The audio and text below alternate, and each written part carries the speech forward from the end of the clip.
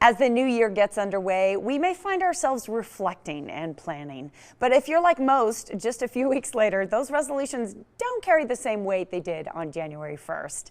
Here to help us navigate the new year is therapist and life coach Amy Hashkay. Good morning. Good morning. Great to have you. Good to be back. Thank you so much. This is perfect timing to talk about New Year's resolutions. You know, the thing is, a lot of people just find them hard to keep. Why do you think that is? I'm convinced that the number one reason why it's difficult to keep New Year's resolutions is that we are consistently creating and recycling goals, essentially, around areas of inherent weakness or in trying to fix our flaws instead of focusing on our existing skill set and strengths. So our strategy is a little off. That's right. Yeah. So we have a sense of what it is, where our weaknesses are, what we'd like to change about ourselves, and then we go right for those. So, okay, what is a better strategy then with the resolution? Well, sometimes we feel we need to be the opposite of who we really are instead of focusing on what we are and building on that platform and taking it up a notch from who we are as individuals. For example, let's say you're a really dynamic salesperson. You're always on the go, great energetic personality. You have a difficult time sitting still and settling down. So let's say that person says, well, every morning for an hour, I'm going to meditate. And that's my New Year's resolution. I'm going to get quiet within myself. It's a great goal, but it might be a little too much for that person's temperament, wiring, personality. So maybe a better goal might be, okay, this year I want to hit a new quota. I'm going to take it up even a notch further. I'm going to attend a sales conference, and that's my resolution for success. Interesting. What I hear you saying is know what you're good at and go with that, rather than focusing on like restriction or trying to reverse who you are. Absolutely. You know, people are already focused on our weaknesses. We are focused on our weaknesses. Let's flip the script this year, focus on our strengths, and build from that. That's a different strategy. Because I think, I mean, essentially, we want to follow through on our resolutions. Because when we set ourselves up with a goal and we don't achieve it, that in itself is, it's a bummer. It's kind of a loss, right? It is. It's deflating. It's deflating.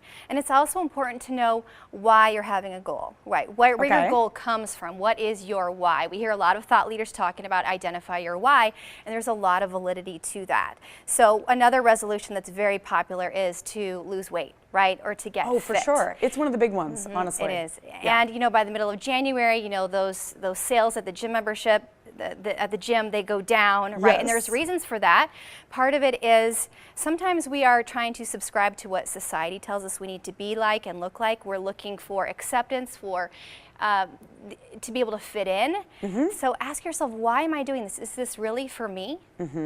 Really in anything that we do, fitness and beyond. I love it. You know what? You're kind of shaking off the old way of making resolutions, and you're saying take a fresh, new, kind of organic approach to all this. I like it. Absolutely. So in my house, my husband and I will both make a goal, and you know, one of the big things I think is having your partner or spouse or loved one kind of support you along in that goal. Isn't that important? It is. It's great to have a partner who's encouraging and to be supportive along the way. At the same time, sometimes I think we can get overly attached to our loved ones' goals. And so in some ways, it's better to almost take a step back and encourage them, but try not to get too involved in that. Not let their goal become your goal. Yes. No, I think what you're saying, it's huge, and it's important for the relationship. If my husband is saying, I'm going to cut out sweets, then I don't become the manager of his sweets. Exactly. You know what if I your mean? roommate's trying to avoid fast food, don't drop a basket of fries in their path, right? We don't want to sabotage at the same time. No, you don't want to do that either. That's just mean. It happens. Yes.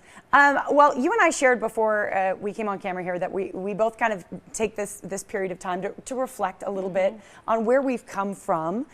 Do you have any kind of encouragement or wisdom that you'd like to share right now? In terms of where to go in the future? Yeah, of where you think, what your inspiration is for 2018. Even. 2018, you know, I'm a person, I love to set small goals and really examine where I've been and where I'm going more on a quarterly basis. So just at a playful, lighthearted approach, I have finally embraced that I am not a morning person. Okay, I am not going to be that girl waking up at 5:30 before dawn to go for a run. So I'm embracing that this year. I'm adjusting my sleep schedule, my workout regimen. So again, playing to strengths, play to your skill set, play to who you already are. I love it. There's a lot of confidence in that too. It's like, don't be afraid to be who you are. Absolutely. Yeah, don't be ashamed. Well, and since you're not a morning person, thank you for waking up this morning to be here with us. This is cool. We've really enjoyed it. Thank you so much. Yes, it's always a pleasure, actually. Thank you so much. Set yourself up for success this year, 2018. It's your year, folks. To watch these helpful hints from Amy again, just head to LasVegasMorningBlend.com.